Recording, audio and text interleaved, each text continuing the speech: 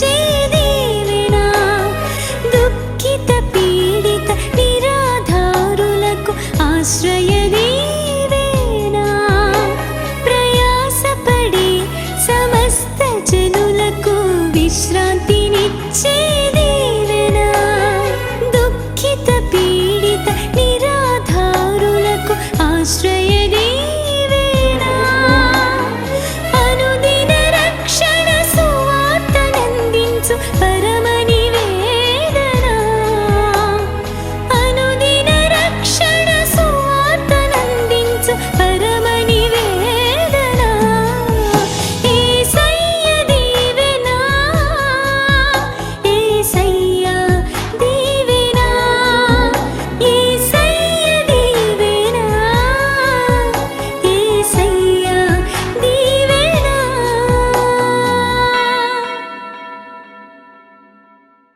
సహవాసంలో ఉండి ఉండనట్టున్నవాడు ఒక రూపంలోనికి మలచబడలేడు. సహవాసంలో అంటనట్టున్నవాడు ఒక రూపంలోనికి రాలేడు. సహవాసంలో ఎడతెగక, చెప్పండి, సహవాసంలో ఎలా ఉన్నారంటే ఆదిమ సంఘం ఎడతెగక, గట్టిగా చెప్పండి, ఎలా ఉన్నారు? ఎడతెగక. ఎప్పుడు పడితే అప్పుడు సంఘానికి వచ్చేవారు, ఎప్పుడు పడితే అప్పుడు సహవాసంలోకి వచ్చేవారు, ఎప్పుడు పడితే అప్పుడు కూడుకునేవారు, ఎప్పుడు పడితే అప్పుడు ఆ రొట్టెలో పాలు పొందేవారు, ప్రార్థన చేసేవారు, అపోస్తుల బోధలో ఉండేవారు. ఈ సహవాసము పటిష్టంగా అందులో చక్రం తిప్పుతా ఆ సారే ఎలాగైతే తిరుగుతా ఆ మట్టిని మృదువైందిగా మార్చి ఒక అందమైన శిల్పంగా తయారు చేయడానికి అది సానబట్టిందో, అలాగే సహవాసం కూడా ఒక విశ్వాసం ఏం చేస్తుందంటే ప్రార్థనలో నలగొట్టి అపోస్తుల బోధలో వాళ్ళు సరిచేసి వారిని సరిగ్గా పెంచి ఆధ్యాత్మిక జీవితంలో ఒక అందమైన రూపంగా తయారు చేయడానికి సహవాసమే ఒక విశ్వాసాన్ని సిద్ధపరుస్తుంది. స్తోత్రం చెప్పండి. ఆ సహవాసంలో నువ్వు ఉండాలంటే కొమ్మరి చేతిలోకి వచ్చేయాలి. ఆమేన్ చెప్పండి. కొమ్మరి చేతిలోకి వస్తే నిన్ను ఎక్కడేస్తాడు? సహవాసంలో వేస్తాడు. చెప్పండి ఒకసారి గట్టిగా. ఈరోజు మీరందరూ ఈ సహవాసంలోకి ఎవరు తీసుకొచ్చారు మిమ్మల్ని? పరమ కొమ్మరి చేతిలోకి మీరు ఎప్పుడైతే వెళ్ళారో అక్కడికి వెళ్ళి ఒక కొమ్మరి ఇల్లు ఉందని ఇల్లు చూపించాడు దేవుడు మీకు. స్తోత్రం చెప్పండి. అక్కడ సారిపై వేస్తారు, వెళ్ళండి పడండి అని సహవాసాన్ని చూపించాడు. ఈ సహవాసంలో 20 సంవత్సరాలుగా, 30 సంవత్సరాలుగా, 40 సంవత్సరాలుగా, 10 సంవత్సరాలుగా, 5 సంవత్సరాలుగా ఈ సారిపై వేసి మృదువైన వ్యక్తులుగా మార్చబడుతున్న వాళ్ళు ఎంతోమంది ఉన్నారు ఇక్కడ. ఆమేన్ చెప్పండి. దేవుడు వాళ్ళలో ఉన్నటువంటి చెత్త చెదారం అంతా తీసేసి దాన్ని శుభ్రపరిచి దాన్ని మృదువైందిగా చేసి సారిపై వేసి ఒక అందమైన రూపంగా చెక్కడానికి, ఒక రూపంగా తయారు చేయడానికి ఆయన ఈ సారిపై మిమ్మల్ని సిద్ధపరుస్తున్నాడు. స్తోత్రం కలుగునుగాక. చెప్పాలి హల్లెలూయా. గట్టిగా చెప్పండి హల్లెలూయా. అందుకని సహవాసపు విలువను ఎవరు కూడా మర్చిపోకండి. సహవాసపు విలువ చాలా ప్రాముఖ్యమైనది. సహవాసానికి నువ్వు ఎంత దగ్గరుంటే అంత దీవించబడతావు. ఆమేన్ చెప్పండి. సహవాసంలో ఎంత ఎడతెగక ఉంటావో అంతగా నీవు ఆశీర్వదించబడతావు. సహవాసం నుండి దూరం అయ్యావా, సారి నుండి దూరం అయ్యావా, నిన్ను నునుపు చేయగలిగిన పరిస్థితి ఉండదు. సారిపై నుండి బయటికి రాకూడదు, సారిలోనే ఉండాలి. మృదువైన ఒక చక్కటి అందమైన శిల్పముగా, పాత్రగా మార్చబడే వరకు ఆ కొమ్మరి చేతిలో ఉన్న సారిపై ఉన్న జగటమన్నుగా ఉండిపోవాలి. అలా ఉంటేనే దేవుడు నిన్ను ఒక అందమైన పాత్రగా మలుస్తాడు. స్తోత్రం కలుగునుగాక. మొదటిది చెప్పండి, కొమ్మరి చేతిలో జగటమన్నుగా పడినప్పుడు మనం ఏం చేయబడతాం? వేరు చేయబడతాం. రెండవది శుభ్రపరచబడతాం, మృదువుగా మార్చబడతాం. ఆమేన్ చెప్పండి. మూడవది సారేపై వేయబడతాం, అంటే సహవాసంలోనికి తీసుకురాబడతాం. ఆమేన్ చెప్పండి. నాలుగవది ఒక రూపముగా మార్చబడతాం. చెప్పండి మాట. ఒక రూపం, ఒక ఆకారంలోకి వస్తాం. నిజమే, నిరాకారమైన జీవితాలు, ఒక సరి అయిన పరిస్థితి లేని జీవితాలు, ఒక అర్థం లేని జీవితాలు, అంధకారమైన జీవితాలు, ఎన్నో జీవితాలు వస్తున్నాయి మందిరంలోకి. ఏమండి, ఈ కొమ్మరి ఇంట్లోనికి ఎన్నో రకరకాలైన జీవితాలు వస్తున్నాయి, ఎన్నో భయంకరమైన పరిస్థితులు వస్తున్నాయి. ఎందుకు బ్రతుకుతున్నానో కూడా తెలియదండి, నా కొరకు ప్రార్థన చేయండి అన్న బ్రతుకులు ఎన్నో. అర్థం లేని జీవితాలు, నిరాకారమైన జీవితాలు. ఈ రోజున దేవుడు మనిషిని చేసినప్పుడు తన రూపములో తన పోలికలో చేసుకున్నాడు. స్తోత్రం చెప్పడం సరిగట్టిగా. నిన్ను తన పోలికల్లో ఉంచడానికి ఆయన ఇష్టపడుతున్నాడు. ఆయన తన రూపంలో ఉంచడానికి ఇష్టపడుతున్నాడు ఆయన. ఆమేన్ చెప్పండి, ఆమేన్. కాబట్టి ఆ రూపంలోనికి నిన్ను తీసుకురావాలి అని అంటే, ఏమండి, ఆ రూపంలోనికి మన్ను రావాలంటే ఎక్కడుండాలి? ఎవరి చేతిలో ఉండాలి? కుమ్మరి చేతిలో ఉండాలి. పరమ కుమ్మరి అయిన దేవుని చేతుల్లోకి వస్తే ఉద్యోగ విషయంలో నిరాకారంగా ఉన్న నీవు ఒక ఆకారంలోనికి మార్చబడతావు. ఆమేన్ చెప్పండి. ఎదుగు బొదుగు లేని జీవితంతో ఉన్న నీ ఇల్లు ఒక ఆకారంగా మార్చబడుతుంది. ఇంకా భయంకరమైన పరిస్థితుల్లో ఉన్న నీ ఇంటిలో ఒక ఆకారం ఏర్పడుతుంది. నిరాకారంగా శూన్యంగా ఉన్న నీ ఆర్థిక పరిస్థితులన్నిటికీ ఆకారం వచ్చేస్తుంది. ఆమేన్ చెప్పండి, ఆమేన్. ఇంకా భయంకరమైన పరిస్థితుల్లో ఉన్న నీ ఆరోగ్యానికి ఒక ఆకారం ఏర్పడుతుంది. ఆమేన్ చెప్పండి, హల్లెలూయా. నీ పరిస్థితులన్నిటినీ చక్కబరుచువాడు ఆయనే. నీకు ఒక రూపాన్ని ఇవ్వగలిగిన వాడు ఆయనే. నీకు ఒక ఆకారాన్ని ఇవ్వగలిగిన వాడు ఆయనే. ఆ పరమ కుమ్మరి చేతిలోకి ఎప్పుడైతే వస్తావో, ఆయన చేతిలో ఎప్పుడైతే ఒదిగిపోతావో, ఆయన ఒక నిన్ను రూపముగా తయారు చేయగలిగిన వాడు. ఆమేన్. స్తోత్రం చెప్పండి, హల్లెలూయా. గట్టిగా చెప్పండి, హల్లెలూయా. కాబట్టి ఉదయకాల సమయం ముందు ఆయనకి నీకున్న సంబంధాలు ఏ రీతిగా ఉన్నాయి? మంచి సంబంధాలతోనే ప్రభువుతో ఒక మంచి జీవితాన్ని కలిగిన వ్యక్తిగా ఉన్నావా? కనుక ఒకసారి ఆలోచన చేయండి. తన రూపంలో తన స్వరూపంలో నువ్వు చెక్కబడాలని దేవుడు కోరుకుంటున్నాడు. ఇంకా ఆమేన్ చెప్పండి. ఆయనకి ఇష్టమైన పాత్రగా నిన్ను చేయడానికి ఇష్టపడుతుండగా అలా మలచబడడానికి దేవుని చేతిలో వదకబడిన జగటి మన్నులాగా మారిపోయి ఆయన సహవాసంలో పరిశుభ్రపరచబడి ఆయన సహవాసంలో మృదువుగా మార్చబడి ఒక సాత్వికమైన స్వభావం కలిగి ఆయన చేతుల్లో రూపముగా మలచడానికి ఆయన ఇష్టమైన మన్నుగా నువ్వు సిద్ధపరచబడాలని దేవుడు ఆశపడుతున్నాడు. స్తోత్రం కలుగునుగాక. ఇంకా ఎవరైనా నిరాకారంగా ఉంటే ఈ రోజు నుండి నిరాకారమైన జీవితాలకు ఆకారము కలుగునుగాక. హల్లెలూయా. ఇంకా నిరాశ నిస్పృహల మధ్య బ్రతుకుతుంటే మీ జీవితాలకు దేవుడు ఒక అర్థం ఇచ్చునుగాక. మీ జీవితాల్లో దేవుడు సమాధానము దయచేయునుగాక. ఏంటో నా పరిస్థితి ఇలాగ అయిపోయింది, మోడు బారిపోయిన పరిస్థితి అయిపోయింది, కలవరముతో కూడిన పరిస్థితి అయింది, నా జీవితంలో అర్థం లేని జీవితం అయిపోయింది అని ఎవరు వేసారిపోయి ఒక రూపం లేక ఒక ఆకారం లేక వారి జీవితాల్లో బ్రతుకుతున్నారు. అలాంటి వారికి దేవుడు ఒక ఆకారాన్ని దయచేయునుగాక, ఒక రూపమును దయచేయునుగాక. కాబట్టి ఈరోజు చెప్పాల్సిన మాట ఏంటి తెలుసా? ఓ కుమ్మరి, నీ చేతుల్లోకి నన్ను నేను అప్పగించుకుంటున్నానయ్యా, నా బ్రతుకును సరిచేయండి, నీకు ఇష్టమైన రూపముగా, అందమైన శిల్పముగా, అందమైన పాత్రగా నన్ను మార్చండి అని అడగాలి. దేవునికి స్తోత్రం, హల్లెలూయా. తర్వాత 5వ మాట, 4 మాటలు చెప్పండి. మొదటి ఏం చేస్తాడు ఆయన?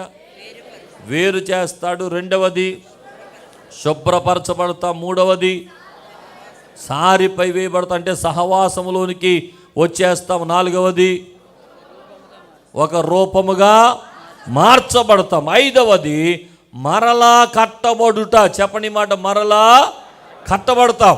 అంటే ఎక్కడి నుండి?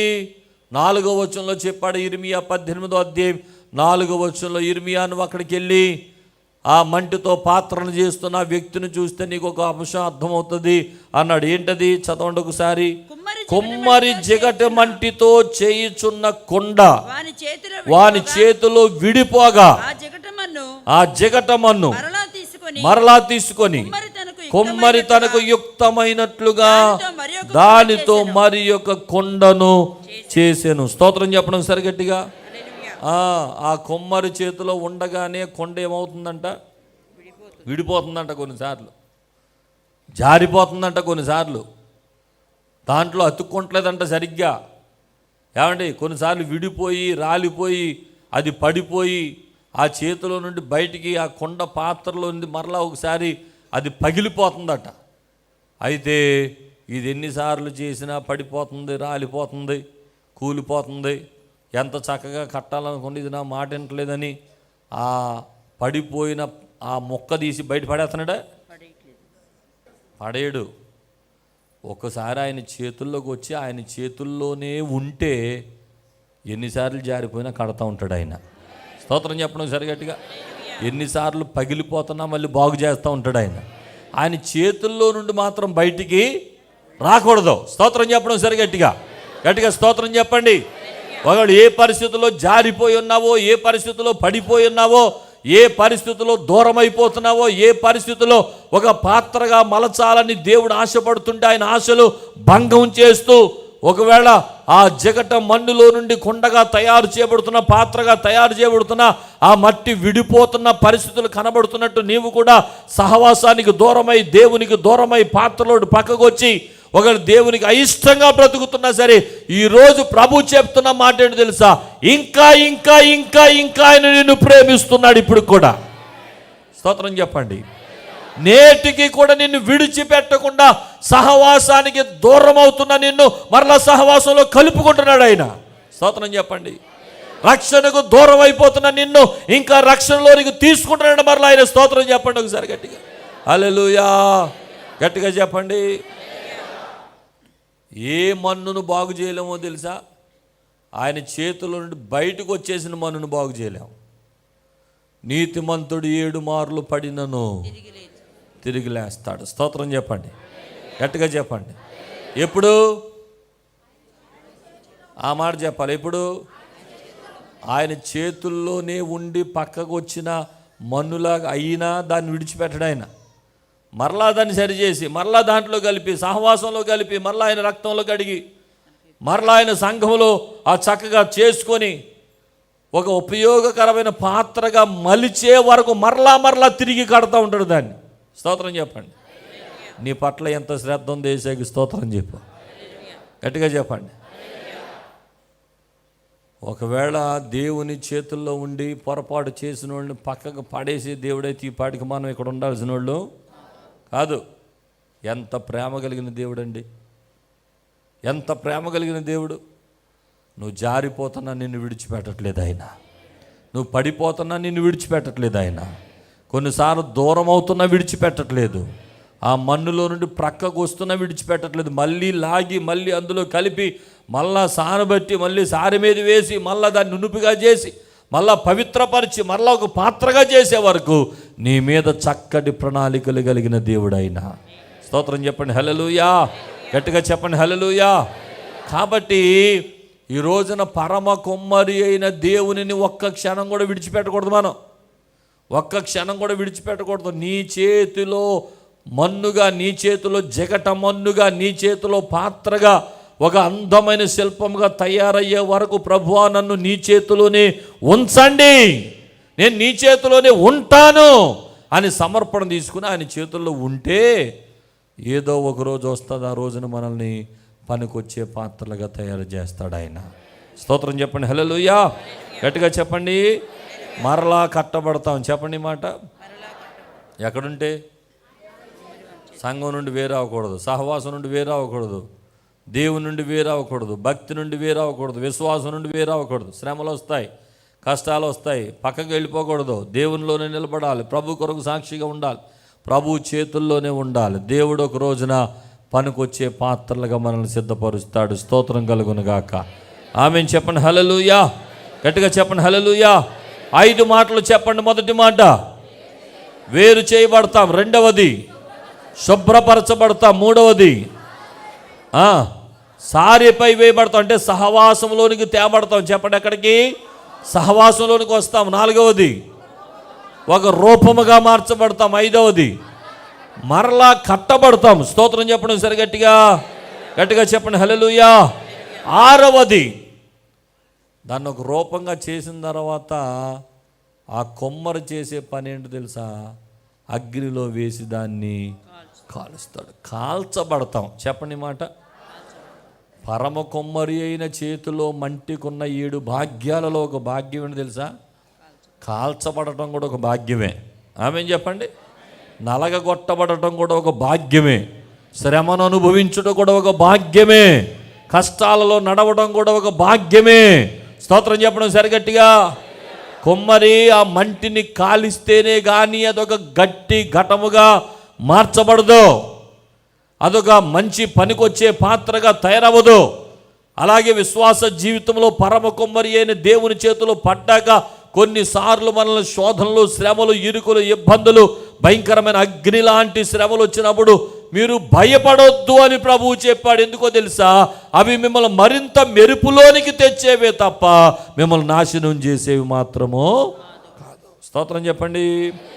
ఒకసారి 1 పేతురు పత్రిక 4వ అధ్యాయం 12-13 వచనాలు తీయండి ఒకసారి. ప్రియులారా, మిమ్మును శోధించుటకు మీకు కలుగుచున్న అగ్ని వంటి మహాశ్రమలను గూర్చి మీకేదో ఒక వింత సంభవించున్నట్లు ఆశ్చర్యపడకుడి. క్రీస్తు మహిమ బయలుపరచబడినప్పుడు మీరు మహానందముతో సంతోషించు నిమిత్తము క్రీస్తు శ్రమలలో మీరు పాలివారయ్యున్నంతగా సంతోషించుడు. అగ్ని లాంటి శ్రమలు వచ్చినప్పుడు ఏం చేయమంటున్నాడు? విశ్వాస జీవితంలో అగ్ని లాంటి శ్రమలు వస్తే క్రీస్తు మహిమలో వచ్చినప్పుడు ఇవన్నీ మహదానందంగా మార్చబడతాయట. ఆమేన్ చెప్పండి. అందుకని క్రైస్తవులకు వచ్చే శ్రమలు, శోధనలు, కష్టాలు, ఇరుకులు, ఇబ్బందులు అవి మనల్ని నాశనం చేసేవి కాదు. ఒక పాత్రగా తయారు చేయబడడానికి కింద పెట్టబడిన మంటే తప్ప పాడు చేయడానికి మనల్ని అగ్నిలోనికి దేవుడు అప్పగించాడు. ఆమేన్ చెప్పండి. గట్టిగా ఆమేన్ చెప్పండి.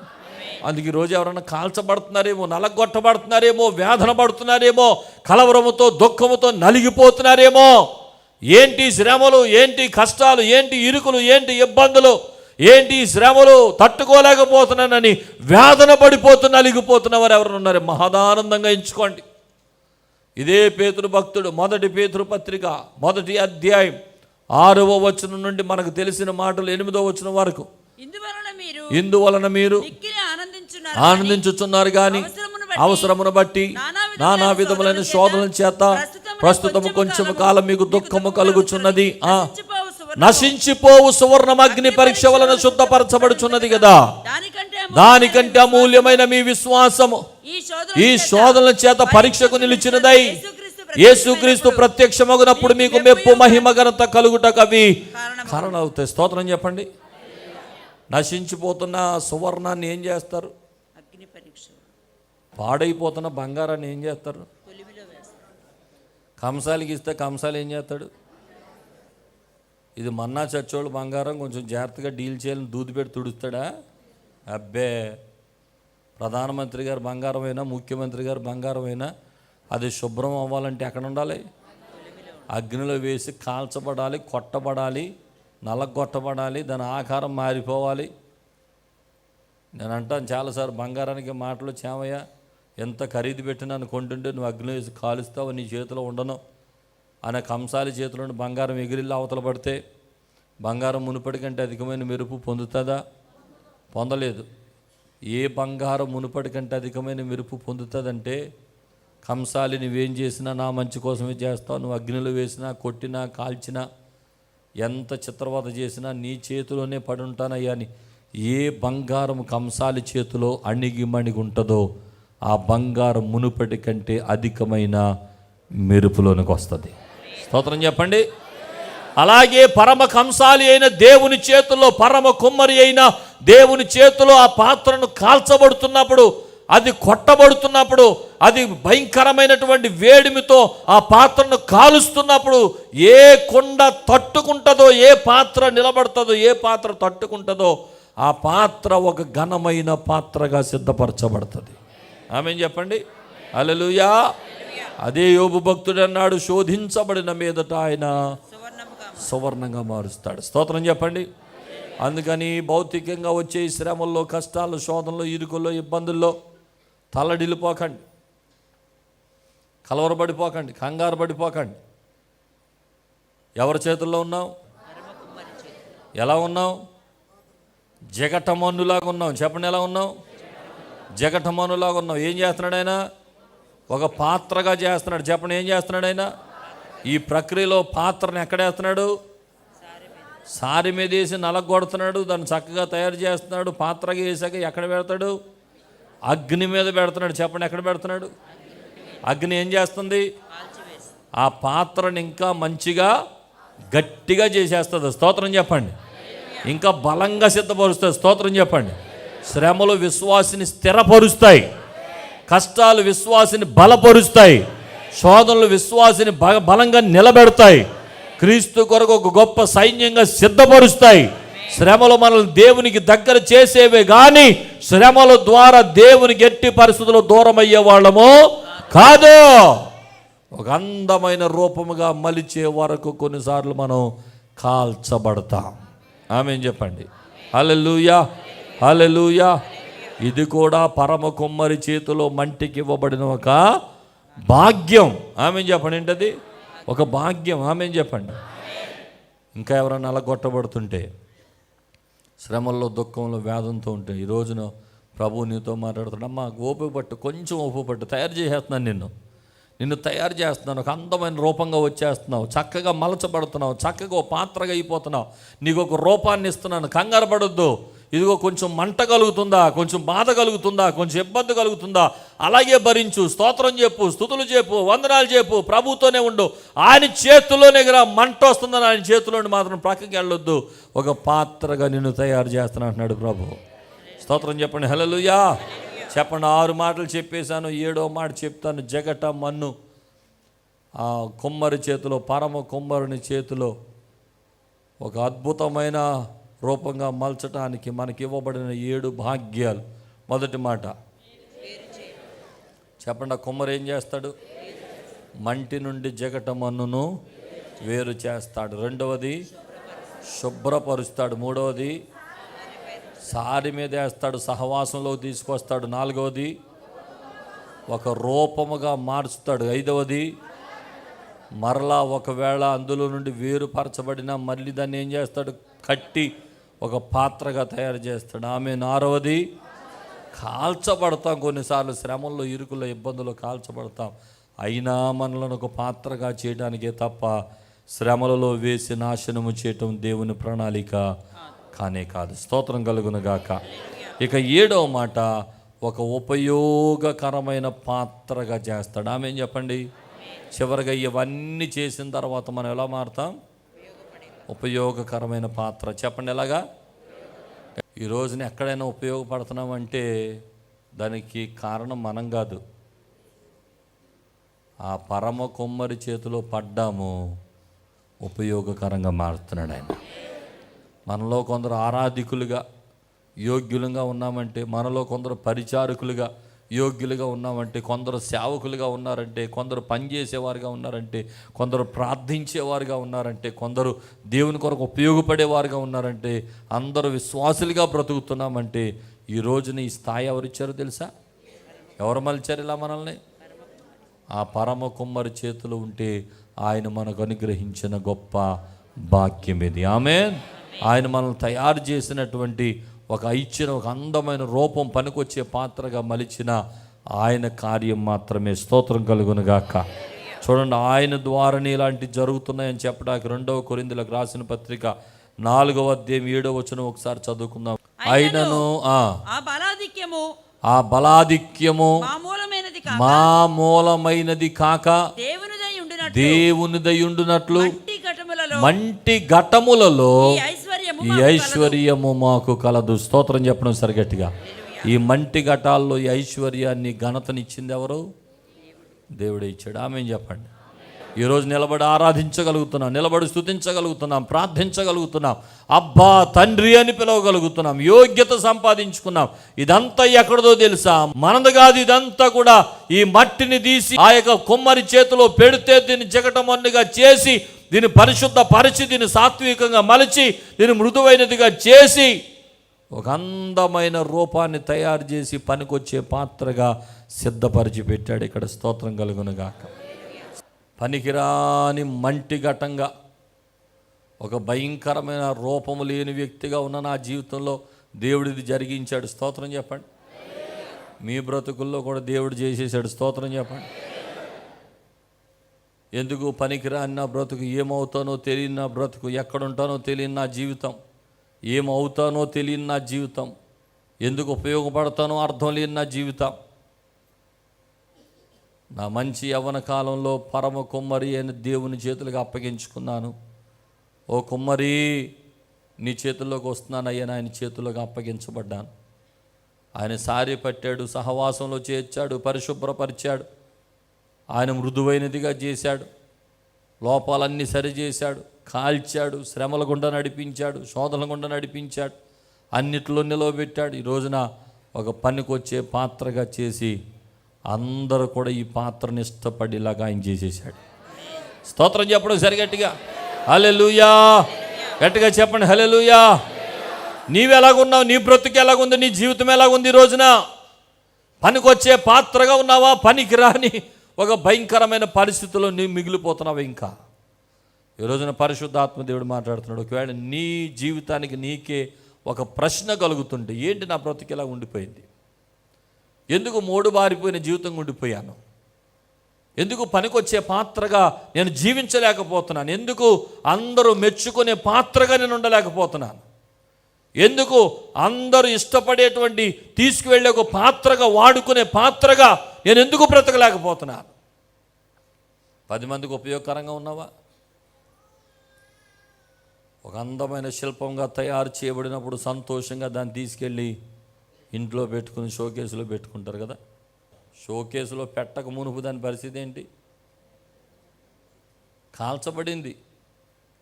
దాని పరిస్థితి ఏంటి? నలగొట్టబడింది. సారిపై వేసి అది నునుపు చేయబడింది. కొమ్మరి చేతిలోకి వెళ్ళి పరిశుభ్రపరచబడింది. అలాగైతేనే చివరికి మనం షోకేసులో బొమ్మల్లాగా అందరి దృష్టిలో ఒక అందమైన వాతావరణంలో సిద్ధపరచబడతా. స్తోత్రం చెప్పండి హల్లెలూయా. 10 మందికి పనికొచ్చే పాత్రగా ఎప్పుడు సిద్ధపరచబడతామో తెలుసా? ఈ అనుభవాలన్నీ ఉండాలి. స్తోత్రం చెప్పడం సరిగట్టిగా హల్లెలూయా. గుడికి వెళ్తే చాలు నా రూపం మారిపోవాలనుకోకూడదు. ఒకసారి యేసయ్యా అద్భుతం చేసే అనగానే అద్భుతం జరిగిపోవాలనుకోకూడదు. ఇన్ని అనుభవాలు ఉంటాయి. నువ్వు పనికొచ్చే పాత్రగా మార్చబడి, ఒక అందమైన రూపంలో మార్చబడి, నువ్వు దేవుని చేతిలో ఒక చక్కటి పాత్రగా నిన్ను తయారు చేసుకోవడానికి ఒక్కొక్క స్టెప్ జాగ్రత్తగా వేసుకొని రావాలి. ఎన్ని అనుభవాలలో పరమ కొమ్మరి చేతులు అణిగిమణిగుంటే జగట మన్నుగా చేసి నిన్ను ఒక రూపంలో తీసుకొచ్చి తన కొరకైన సాక్షిగా నిలవబెట్టుకుంటాడు. ఈ ఉదయకాల సమయంలో పరిశుద్ధాత్మ దేవుడు మాట్లాడుతున్న ఈ మాటలు ఇంకా ఎవరైనా అర్థం లేని బ్రతుకులతో బ్రతుకుతున్నా అనుకుంటే, నువ్వు ఆ పరమ కుమ్మరి చేతికి నీ జీవితాన్ని అప్పగించలేదేమో, ఇంకా మారు మనసు పొందలేదేమో, ఇంకా రక్షణ పొందలేదేమో, మట్టిలో నుండి వేరుపరచబడలేదేమో, పరిశుభ్రపరచబడలేదేమో, సహవాసంలో వేయబడలేదేమో, కాల్చబడలేదేమో, దేవునికి ఇష్టమైన పాత్రగా నువ్వు జీవించట్లేదేమో. ఈరోజున ప్రభు చేతులకు అప్పగించుకుని, ప్రభు నీ చేతుల్లోకి వస్తానైనా నన్ను పరిపూర్ణను చేయండి, నా జీవితాన్ని మలచండి, నీకు ఇష్టమైన పాత్రగా చేయండి, నీ చేతిలోకి వస్తాను. తల్ల వంచండి, కళ్ళు మూసుకోండి, ప్రార్థన చేద్దాం. పరమ తండ్రి, చేతులెత్తిన ప్రతి బిడ్డను మీరు దీవించండి, నీ కృపలో బలపరచండి, నీ కొరకు సాక్షులుగా నిలవబెట్టుకోండి. ప్రతి విరోధమైన ఆత్మ యేసు అధికారం కలిగిన నామమున లయమైపోవునుగాక. పరమ కొమ్మరివైన నీ చేతిలో జిగటి మంటిగా మమ్మల్ని మేము అప్పగించుకుంటున్నాము తండ్రి. ఇప్పటికే మా జీవితాన్ని పవిత్రపరుస్తున్నావు, పరిశుద్ధపరుస్తున్నావు, నీకు ఇష్టమైన పాత్రగా మలుస్తున్నావు. నీకు వందనాలు. ఇంకా నువ్వు నీ కొరకు నిలవబెట్టుకొని మీరే మహిమ ఘనత ప్రభావం పొందుకునమని యేసు అతి శ్రేష్టమైన నామమున వేడుకొని ప్రార్థిస్తున్నాం మా పరమ తండ్రి. మా చిరునామా పాస్టర్ ఎం జ్యోతిరాజు, శాంతినగర్, ఏలూరు 534007, పశ్చిమ గోదావరి జిల్లా, Andhra Pradesh. Our address pastor M Jyothiraju, Shantinagar, Eluru 534007, west Godavari district, Andhra Pradesh. మా ఫోన్ నంబర్లు 8007773733 మరియు 800877774444.